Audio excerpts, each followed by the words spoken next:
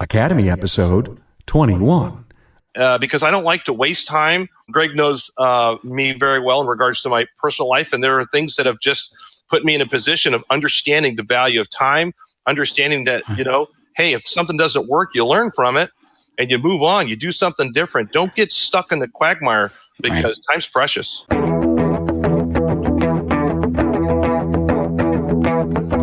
Welcome, automotive aftermarketers, to a Remarkable Results Radio Town Hall Academy. Listen to learn just one thing from today's episode on your journey to remarkable results.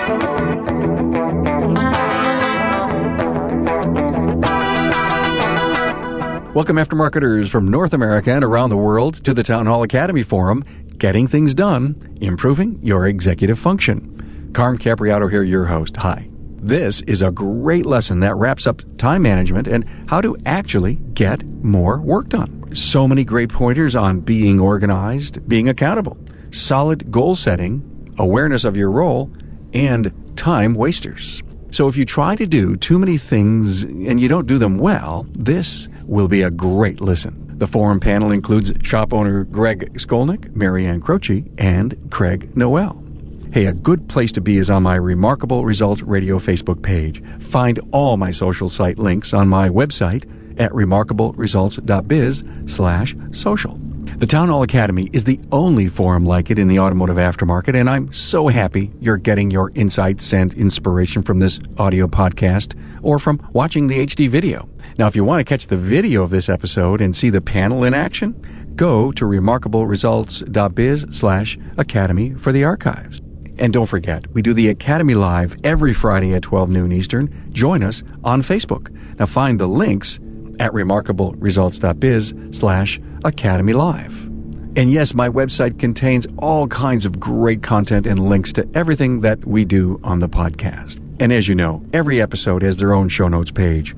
For this Academy, you can find my guests' bios, links to their previous episodes, and the talking points at this URL. remarkableresults.biz/A021. The Academy Podcast, another powerful resource of educational content inside the Remarkable Results radio program. Use it to improve your knowledge base and success. Now with me is Greg Skolnick, owner, manager, and master technician at Motorworks in Rockville, Maryland. Greg's a certified master automobile technician and holds the L1 Advanced Engine Performance and Emissions Analysis certification. He has his AAM certification from Automotive Management Institute. Also, Craig Noel, the owner of 3 locations, Sun Automotive in Springfield, Oregon. Greg graduated from Lane Community College in 1987 with a Bachelor's of Science in Automotive Repair and started to work for Ford as a senior master technician. And then he worked his way up through the ranks as a team lead, service advisor, and assistant service manager.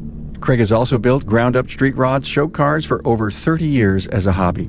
He was headhunted by the original owner of Sun Automotive in 2011, and then he became the GM. And as of 2017, he's the owner of Sun Automotive. And also Marianne Croce of Croce Transmissions in Norwalk, Connecticut, and a former banker. Along with her husband Tony, they own the shop they purchased 17 years ago. Their 4-bay, 4-tech, and 1-service advisor shop is successful because as husband and wife, Marianne and Tony work their roles and have abundant trust in each other. Marianne is also a member of Women in Auto Care.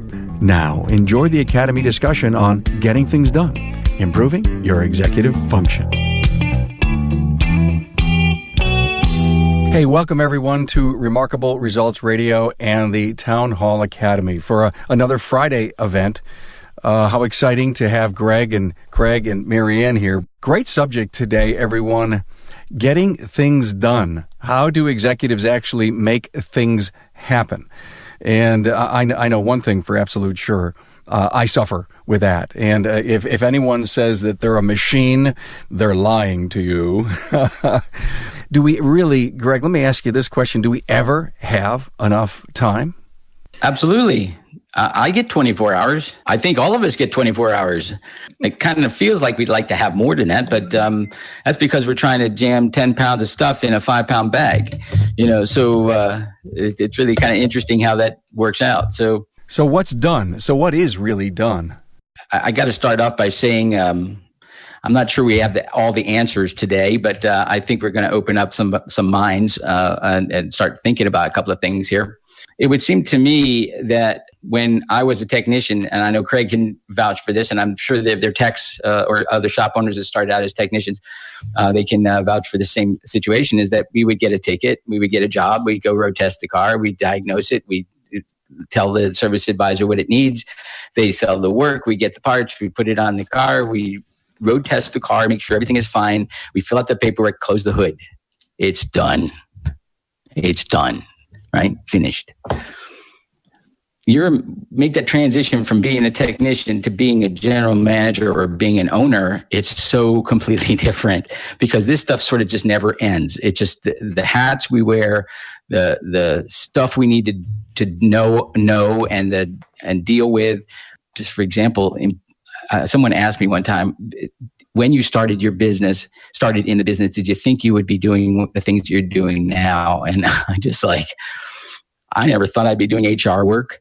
I never thought that I would be worried about how a particular employee is feeling today. This is not the way we start out.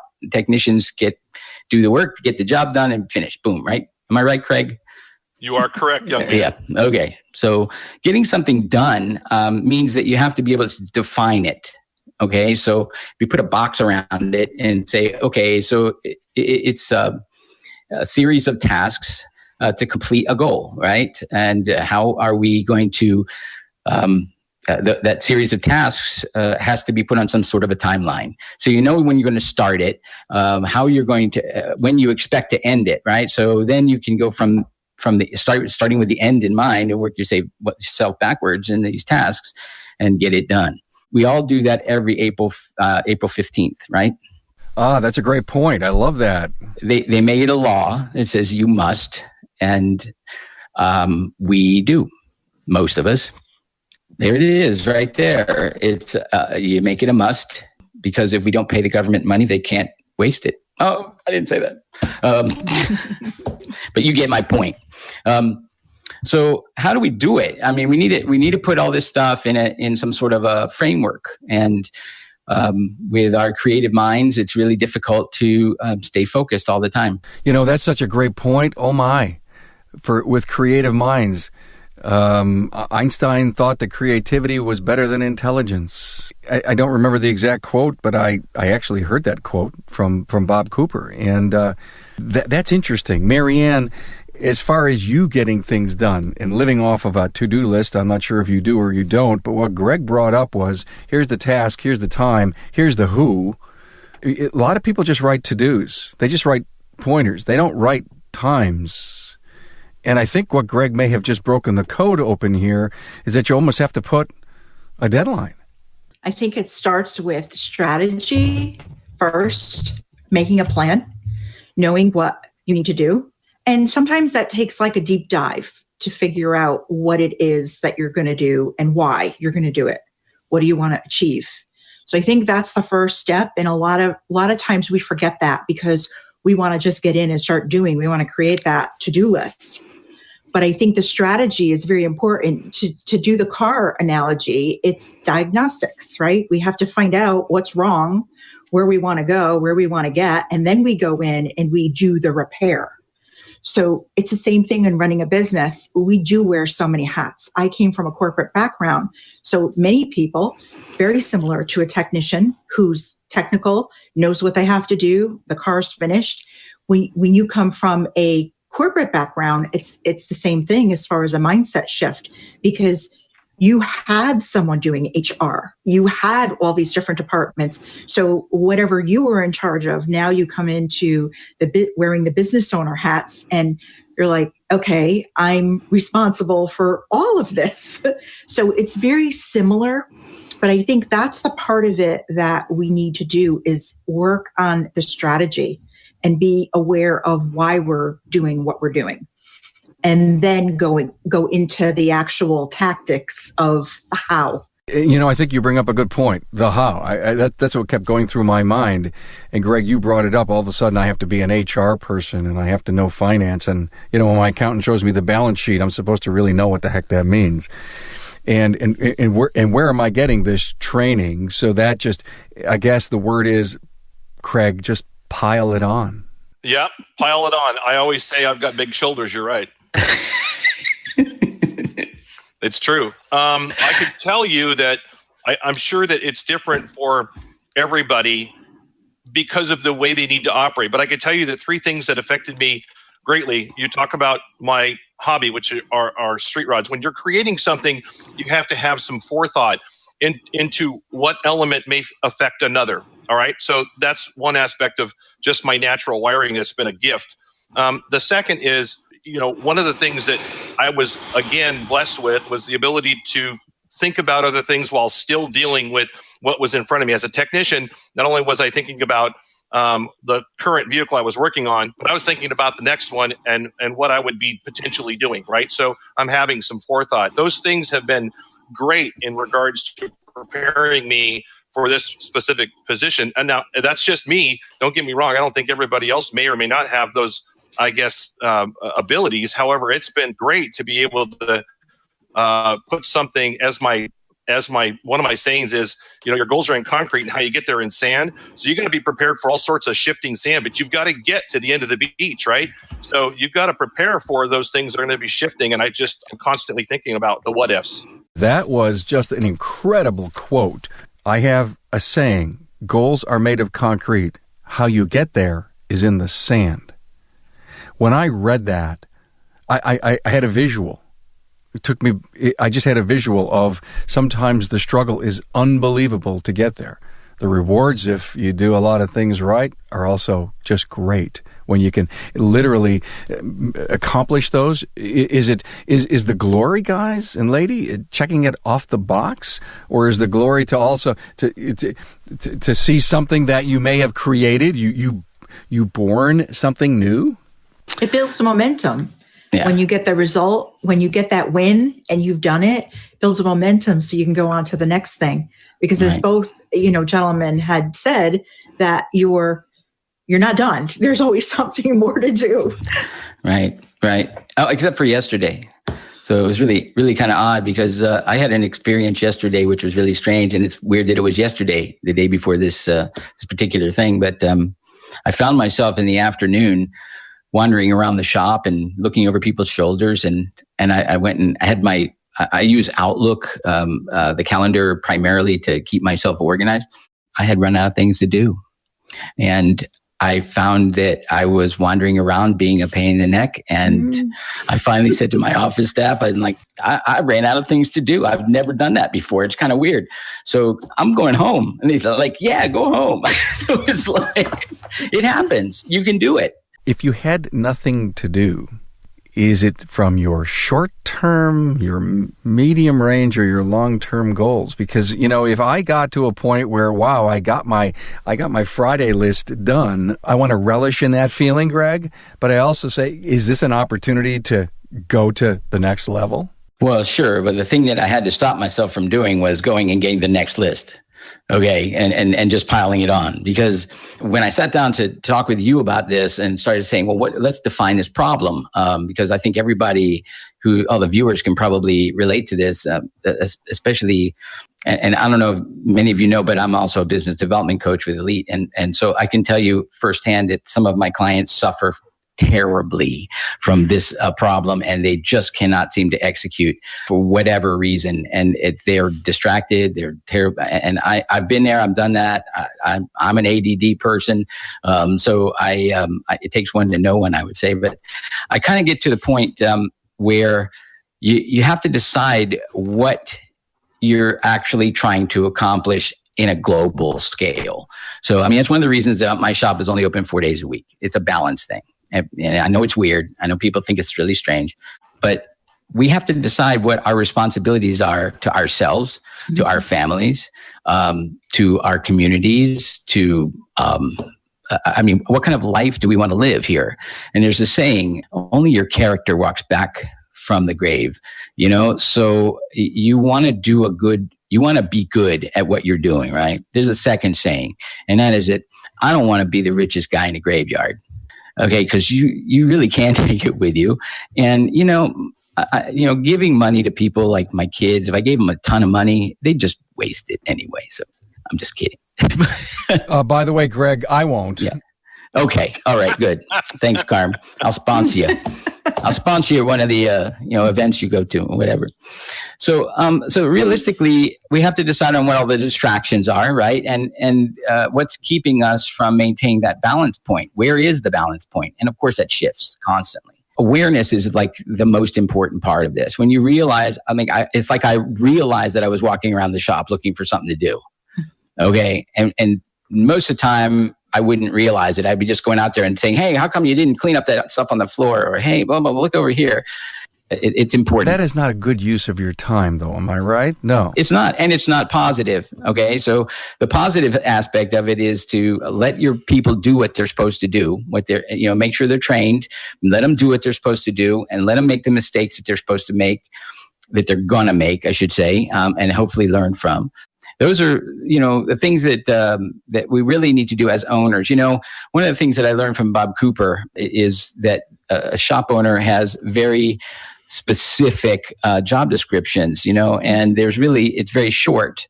It's really kind of just 5 or 6 things here. It's like basically our job is to set the long-term and short-term goals for the company and to develop the plan that's going to carry out those tactics, as Marianne was saying, to actually create the result. We need to hire the right people and put them in the right seats on our bus, and because we all have to be going in the same direction, right? That's our number 3, right? Mm-hmm. Number 4, our job is to make sure that everybody in our organization is at their full potential, or at least has an opportunity to perform at that potential. And the last part is we have to assure the long-term viability of our company. So we have to make sure it's fiscally sound, and we have to make sure that we're not going off in the weeds. Independent shop owners go in the weeds all the time. We buy stuff we shouldn't be buying, and we do stuff we shouldn't be doing all the time because there's no boss. There's no boss man on top of it you have to answer to, and that's kind of where the problem is there. So if you just stick to that and just look at that aspect of it, that our job, our responsibility to the company, to the business, is to do the best job at those items. It doesn't mean clean the bathroom. It does not mean shuttle the clients, although I like shuttling clients around sometimes. It does not mean that you're going to pick up the wrench and do that oil change. It means that every time you're working in the business, you can't work on the business. So it's a real struggle every day. But awareness is important. Business owner's worst boss. I love that. The worst boss. Marianne, could you relate to that? Oh, yeah, definitely. When you're wearing all of the hats and you feel that temptation to be everywhere, what happens is you're switching from task to task. And just as a technician is starting on a vehicle and you pull them away and now they have to go back, figure out where they were, it's not making the best use of time, right? We know that hurts productivity, but as business owners, we do that type of stuff all the time. And we get pulled in many different directions. So what I found that really helped, and no system is perfect, right? We have to be flexible, just like you said. We have our goals, we have our values, they're the concrete. But, getting there, we have to have that flexibility, what the sand gives us, as you said. That's a great quote. But I think what's very important is for us, because we don't have that boss, is to schedule our time so that we're making the most of it. So I had mentioned this before, but something like, and you can call it whatever you want, but something like a theme day where, I work on my financials on Friday. Does that mean that you take the whole entire day and dedicate that to? No, but you can take an hour, you can take 2 hours. But whatever it is that you're working on, you take that chunk of time. It doesn't get pushed to the back burner. Right. If it's strategy, if it's what types of training do we need for the team? Where are, if it's a team meeting, whatever it is, if it's marketing, whatever it is, take that amount of time and allow yourself that opportunity to work on that as all of the different things that an owner should be doing, but know your role in the company and have that accountability. I think it's really important to do that. Okay, I got this small $500,000 service center. This stuff doesn't apply to me, right, Craig? Oh, yes, it does. Okay, so it applies to everybody. I think part of the big aspect, and I think Craig can speak to this too, It has to do with our ability to develop ourselves and learn ourselves and be better at time management. And when people, that's a term people use all the time, time management. Like I said at the beginning of this broadcast, everybody has 24 hours. Okay. How we use it is up to us. Before Craig answers or chimes in, I interviewed a guy, great guy, executive director of DSB. It's a 20 group, Dennis McCarran. Actually, I published his second episode today, The Psychology of a Sale. And when he was on in episode 216, he says, Carm, and I'm not sure this was unique to him, but I know you'll all relate to this. Time is the new currency. True. That makes sense. That's a good one. When somebody calls up and we get these cold calls all the time, it's only going to take, I just want to take 5 minutes of your time. And, we talk about the benefit program for your employees. I'm like, you're going to take 5 minutes of my time. No. It was funny. There was on, I forget the show it was on, but somebody had stated that, I believe it was either Warren Buffett or Bill Gates. And they stated that if one of them were walking down the street and they bent over to pick up $100 bill, they would be wasting time. It's crazy. They'd still do it. They'd still do it. Probably would pick it up. However, I think that it's amazing to think about that. 5 minutes is, how valuable is your time? I can tell you that the transition over the last 12 months has been interesting, because just the addition of the financial aspect of being an owner has been something to really adjust to. Not really understanding, Mike Buckridge was the former owner, not really understanding what he did on the sidelines. Just now added to my plate was interesting to try to schedule. Greg's absolutely right. You've really got to, we want everybody else, I don't want to say beneath us, but everybody else that we've got to manage to be efficient and effective, right? And we need to actually apply the same thing to ourselves, which is we've got to schedule our time. We got to make sure that we stay on task. So, for me, even when I'm dealing with let's say I'm dealing with 3 separate potential aspects of the business that I want to look at, I try to tend to take each one of those and really ask myself, well, how can one affect 3? Because if I do 3 first, maybe one could be more efficiently done. I'm constantly looking at that because I don't like to waste time. Greg knows me very well in regards to my personal life, and there are things that have just put me in a position of understanding the value of time, understanding that, hey, if something doesn't work, you learn from it and you move on. You do something different. Don't get stuck in the quagmire, because time's precious. And that's that's a good segue into the whole concept of trying to stay in Q2 most of the day. I don't know if I'll explain it, but basically, if you've ever taken a time management course, they usually break up what we do, our actions, into 4 different categories: Q1, Q2, Q3, Q4. And it goes from, Q1 being things that are important and urgent, like putting out the fire. That's important. Q2 is things that are important but not urgent.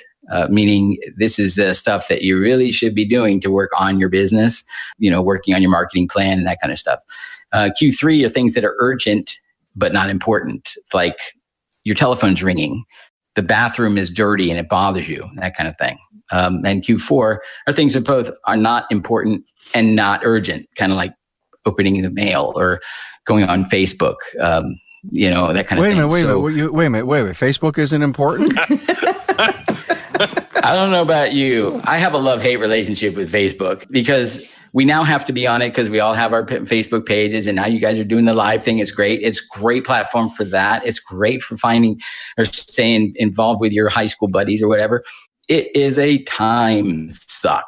It's that little thing on that roller right there. You see that roller? That thing there?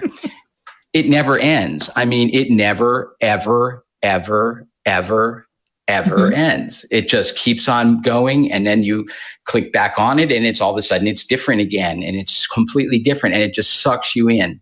I love the analogy with the mouse, that the wheel, it never ends. That's the amazing part, is that it just sucks you in, and to your point, you could waste an hour. And what did you learn? What did you gain? What did you do to move your world forward? Probably nothing. We watched kittens, which are cute. I love kittens, We saw the worst of people, and we've seen the best of people, so the weirdest fails, and somebody getting married, it's like, and then the eventual, this is what I had for breakfast. I don't care what you had for breakfast, But it's emotional though, isn't it, Greg? It is an emotional connection with somebody else. That's because you're sitting behind a screen, you're not actually in front of them. So it's So what you end up with is you watch all these beautiful meals being consumed, and then you have to put up with the walk or the exercise program, and then you say to yourself, I have a solution for that.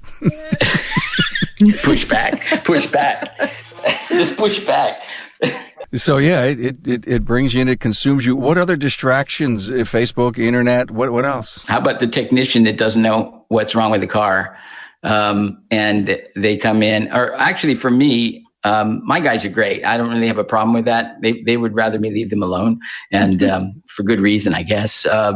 But stupid stuff. You know how on your screens, either whether it's Facebook or whoever, little box will slide out from the side of the screen and tell you that there's an update for that needs to happen, or whether it's the manufacturer of this, or you need to update, blah, blah, blah, blah, blah.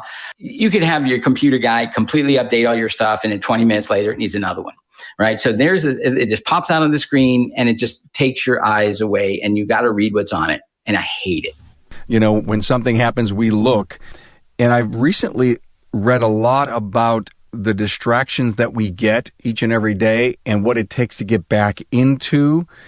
And actually, I did post something most recently on the alumni page about productivity, and there was a lot that came back about having to restart all the time. And that has everything to do with what we're talking about. The whole restart, the whole distraction, closing the door, cleaning your desktop. Those are, in my mind, critical productivity pieces about, executives getting things done. One of the things that's important for me, and I actually learned this through the 1 Minute Manager, which was remarkable. Early on in my general manager position, I found that a lot of the techs would lean on my Ford experience. And so they would ask me a lot of questions. And I don't mind answering a question, but then it gets to, hey, come out and take a look at something for a minute. So what I started to do was say, not a technician anymore. However, did you check this? They pretty much figured out that they could use me as the end all be all, and they had to figure it out for themselves. I'd add a little guidance, but it frees up that moment of time. So what I have to do is limit the amount of spinning plates that I'm looking at.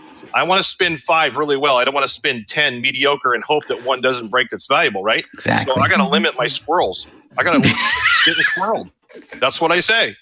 I mean, it is what it is, right, Greg? I mean, we talk about this all the time. It's like, don't waste time. Call it what it is. Try to limit what you can be distracted with. Try to make a correction and boom, move on. It's just, that's my approach. It's totally the same thing. I have a door I shut in my office. I use earplugs. I use noise canceling headphones. I want to be left alone because that's how I can get my mind going in where it needs to go to do a particular task. And I really enjoy the idea that I make games out of it sometimes. How quickly can I do all those bank reconciliations? I'm down to 17 minutes, by the way. Five of them. So you see, it's like a competitive thing too. So how efficient can you be at this? The banker in me is so proud of you. Yes, absolutely. Well, of course, you put it in the QuickBooks properly, it's easy, right? Right. You're a machine. The first thing I thought about is that you're a machine. Greg, were you always like this? Well, I guess without blowing my own horn too much, I was a really good diagnostician and technician. I'm a good diagnostician when it comes to what's going on with a car. And a lot of the same stuff really comes right over to this. It's like when I see the problem, again, we define the problem and we can say, well, what are some steps that we can take to mitigate some of this damage? And so, I think I've always kind of been that way. I'm not super competitive like some people are, but it's more competition with myself. It's kind of like when I'm going for a bicycle ride, you're 9.93 miles. I'm going to ride around in a circle till I get to 10. Okay, that kind of thing. I'm just one of those types of OCD people, I guess. I don't know, but that's the way I am. Marianne, secrets to getting things done? Well, what we found in our shop was similar to what both gentlemen had stated, like with the distractions. Really, for me, the best thing, using Facebook as an example, was to schedule my Facebook time. Mm-hmm. So it was going for a walk in the morning on the treadmill, elliptical, whatever it is, do the Facebook, then, and that's it. If I'm out there for 45 minutes, that's when I'm looking at it. I'm not looking at it till later on in the day. Of course, on Fridays at noon, I'll be there, but for Carm Show, but you schedule it. Yeah, and right. And that helps a lot because you'll check it at a certain time later and you don't go on those tangents. What Tony and I did early on, and it was just due to sheer overwhelm and wearing so many hats, I felt like I was really getting burnt out, was we sat down one day and we made a list of everything that we did during the course of a day, during the course of a week, all our responsibilities. And when we started looking at this list, we were both amazed at how long this list was and all of the tasks. And many of them were those tasks that were not important and, urgent and just terrible. So what we started doing was we started categorizing those things to see what we could actually delegate, what we could outsource, what we could hand off. So if you have like a piece of paper in your mind, and you made 4 columns on it and you put like a dollar amount and then the next column, $2 signs and then, 3 and then 4. And you said to yourself, okay, answering that email, opening the mail, cleaning up the bathroom, doing all of those things. What would it actually cost me to have someone come in and do that? And you make up that number in there and you put all that tasks in that item, in that list. Then you go to the next one. What is it that would take more, technical experience or someone trained to do? And you put that in there. And really, as an owner, you should be working on those higher level tasks, projects that are really going to either have your company move to another level, make your company sustainable, have the security in that business so that it's going to be around. Maybe it's succession. Maybe it's being able to send your team for more training, develop your team. So it's a win-win for everyone. But if we're caught up in all of those other tasks, we're focusing on the wrong things. We found that helpful. Like I said, is it perfect? No. But it really made a huge impact. But you did something about it. And I love that personal discipline to write it down. That's something that I've been coming to terms with in order to get all of my production done and out. And anyway, Craig, how about you? Give us some great tactics that you're using. One of them, which is something I've had to readjust to over the last couple of years as I've had to prepare for the purchase, just the preparation was unbelievable, but then the transfer and transition, right?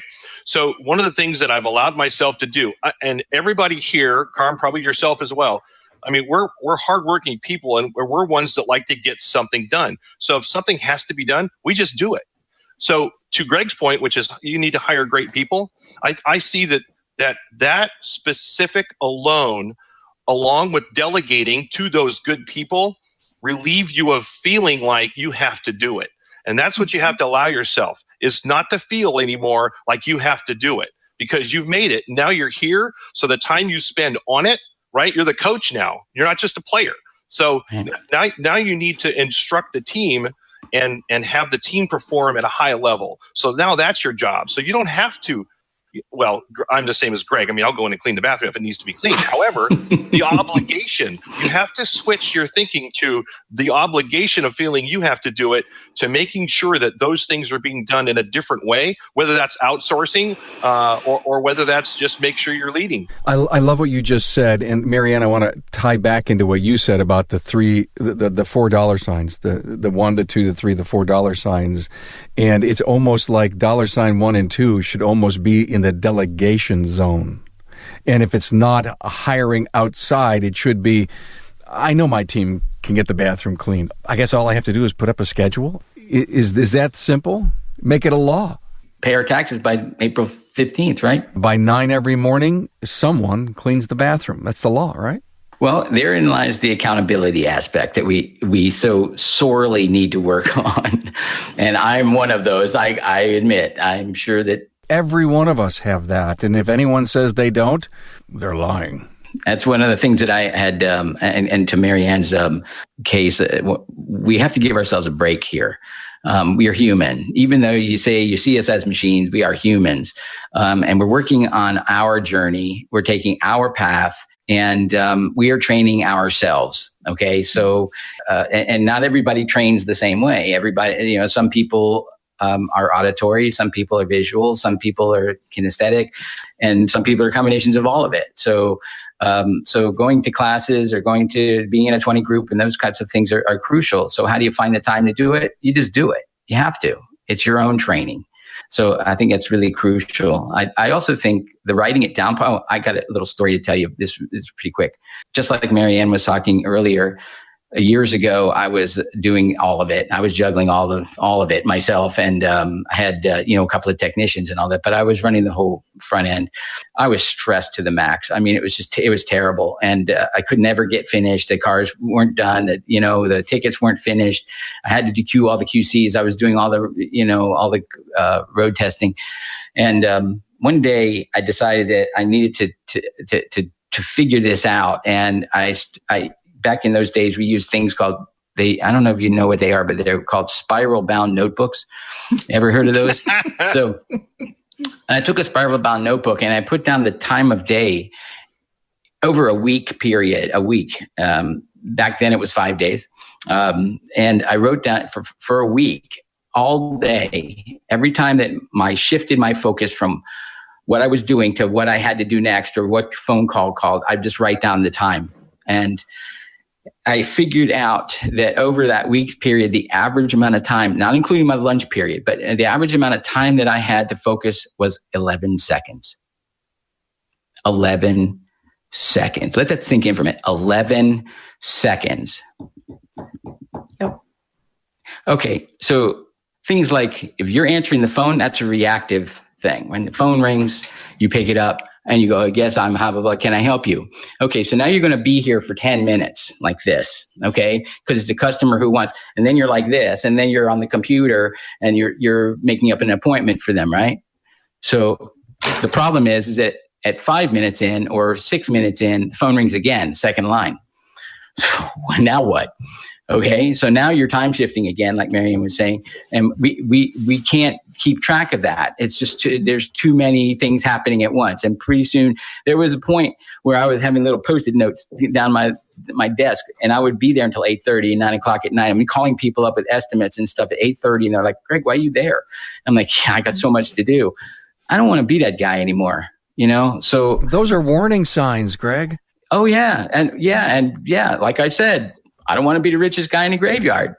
So I got a family. I got things I want to do. That's one of the things I did was to create my roles and goals sheet, which I use weekly. I think I sent you one of those. But basically, it's I don't know if you can see it or not. I got one here.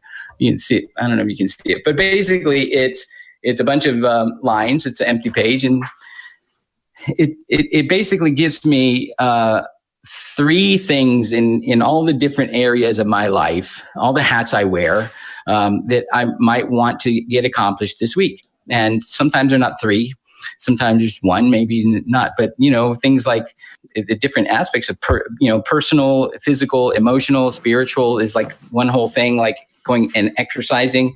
You guys will tell you, I leave the shop every day at 10:30 in the morning to go exercise. It's because I need to do that. And as we get older, we need more maintenance, right? So it's really important to do that. So the other stuff is like spouse, and I'm a grandparent. So, some of you people only have kids, and they, whatever, you got to do stuff with your kids. You got to be part of their lives. So you might want to put that in there, your community involvement, whether it be through your church or synagogue, or whether it be Boy Scouts is mine. That's what I do. Boy Scouts is my thing. Then there's a whole section of being the owner of the company and the vision, because the owner is supposed to have vision forward, right? Bookkeeping and accounting, I'm big on that, right? Good. Okay. And marketing and promotion. I mean, you name them all. The employee relations, professional development, internal systems and physical plant. You got to, things need to be fixed. Client relations, calling them. I got 3 more. Your peer management group. And I'll just say home maintenance and things that are in your mind. These are things that just come to your mind. I got to change the furnace filter. So you just write it down. And at the end of the week, you check them off or whatever. And what didn't get done, you move to the next week.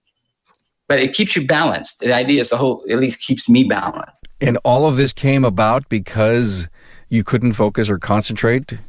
My young son at that time complained that I was angry all the time. And Gene, if you're listening, I know he's smiling right now. So I was angry all the time. I wasn't really very happy, and I think when you're really stressed to the max and you're doing too many things and you're not doing, here's, I was telling you about the axe thing before.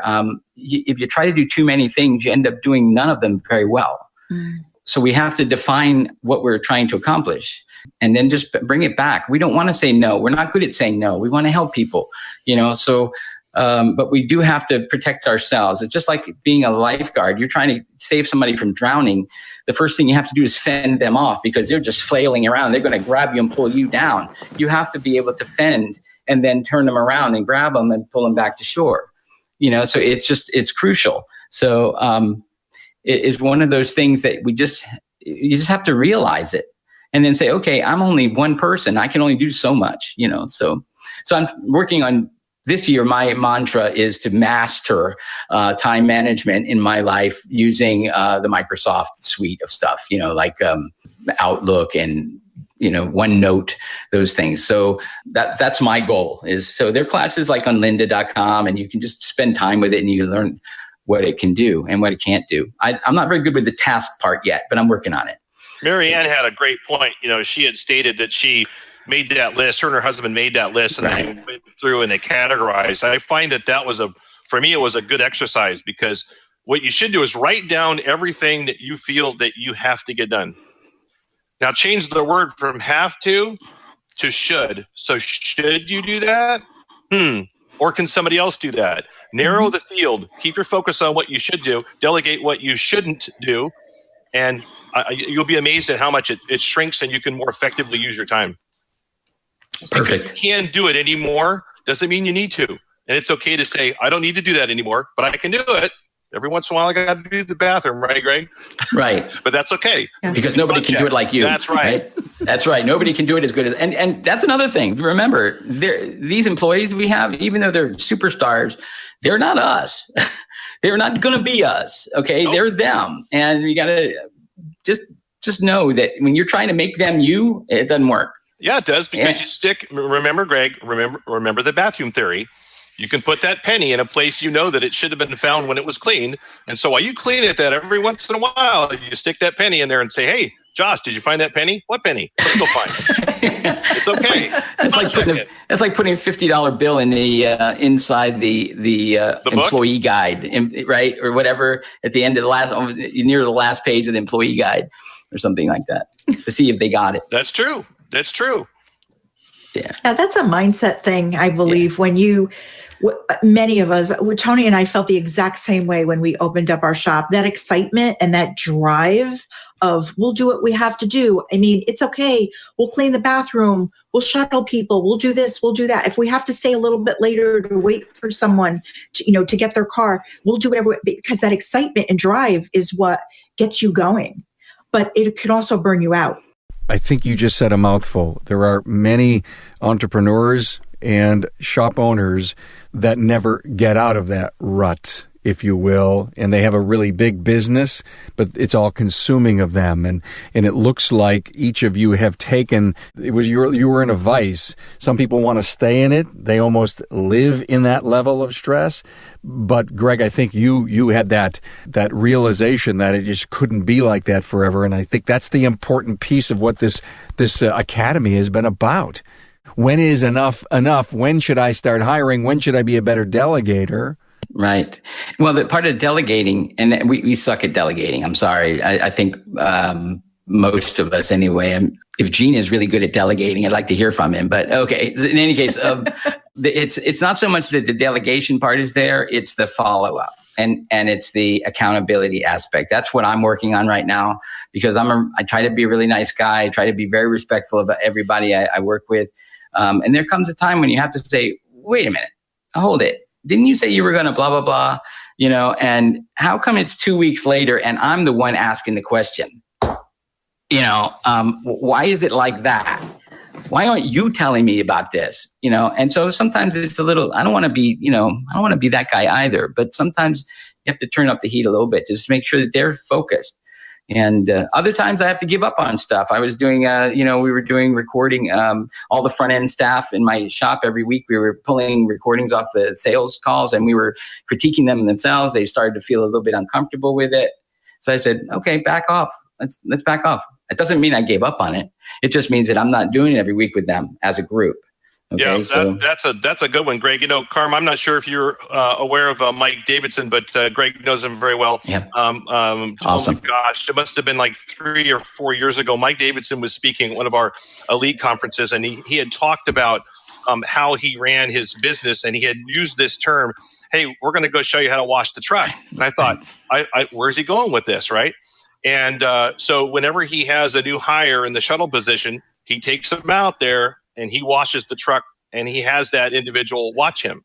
And I thought, what an interesting perspective, because we can sit for hours and explain to somebody how to play the game of Monopoly, but until we do it, we don't get it. I found that when you set that, once Mike Davidson put that into perspective for me, it really sets the tone for how you can push the ship off the dock and be able to rely on that person when you really put in that initial dedication to show them what you want, and then you get a better result from it. I really, it resonated with me huge. Yeah. Big. So instead of telling somebody, you really got to set the expectation right off the get-go so they understand what you mean. It's been helpful. And not necessarily to catch them doing something wrong. No. You want to catch them doing something right. Exactly. One of the things that I think that this aspect of time management that I've been working on with myself has really helped with has to do with employee reviews. We love employee reviews, don't we? Can you all say that, how much we love employee reviews? You know what? I put them, I made up a schedule for my employees and I do 6-month reviews just because I'm trying to be better than doing it every year. I put them all in Outlook on my calendar. And it's like, not saying that you have to do it today, but this week it has to be done. Right. So, and the guys are used to it now. And I think they appreciate it because they need feedback. Because we hate judging them, because I hate being the judge of what kind of an employee they are. That's my own crap that's inside of me, So, but it really has helped quite a bit. 2 points you gentlemen had both hit on that resonate with me. One of them is the employees. Okay, when you mentioned reviews, one of the things I think as leaders of our businesses, sometimes we don't think of ourselves as leaders. Right. I know as Tony had thought when we opened our business and we were talking, he thought of himself as a technician turned shop owner. I always thought of myself as a shop owner as an business owner who happened to own an automotive repair shop. Different mindset. Mm-hmm. So when you talk about that, I look at opportunities to be a leader, to be an example. Am I doing what I'm, practicing what I'm preaching that I expect from my team, and developing the team? I think those reviews could be looked at as a way to develop them. Where do you want to go? Focusing on their strengths, what they're good at, and maybe developing that for them. So I think that opportunity can be, initially it's a negative. Many people think of it that way, but I think we can turn it into a positive. And the other thing that Craig had said about showing them how to wash the car, that's great. And with onboarding, we want to do actually more of this, but you can take those things that you want people to know how to do and use technology. Take a video of how you want the car washed. Exactly. And download it. And now anybody that comes in goes to that training video. And now the shop owner is actually focusing on those strategies and things that are going to move the business forward, instead of having to physically go out and wash the car and then get interrupted by a phone call or, whatever's going on that day. But make use of the technology to really empower people, empower your team. Very good. Excellent. We've actually had a podcast, a roundtable, service writer roundtable on videotaping all the procedures and the policies in the company, and it was from a millennial who came up with the idea. Not that it was his idea, but who literally made it happen inside their company. And there's a lot of people very excited about moving in that direction. Yeah, it is a tall order. Listen, Greg, get that on your long-term goal sheet for me, please. Let me write that down. So look, at everyone, thank you for being here.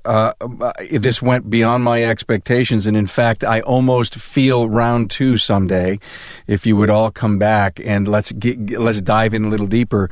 Maybe what happens is that the industry, they get a chance to watch this over and over again as I repurpose this out in HD video next week and watch it on Facebook all weekend. But there's so many great pointers. Wow. And one of my biggest takeaways is this: schedule with yourself, Greg. And I think that is one of the things that you did. Go to Outlook and say, hey, this is when I have to do this particular task.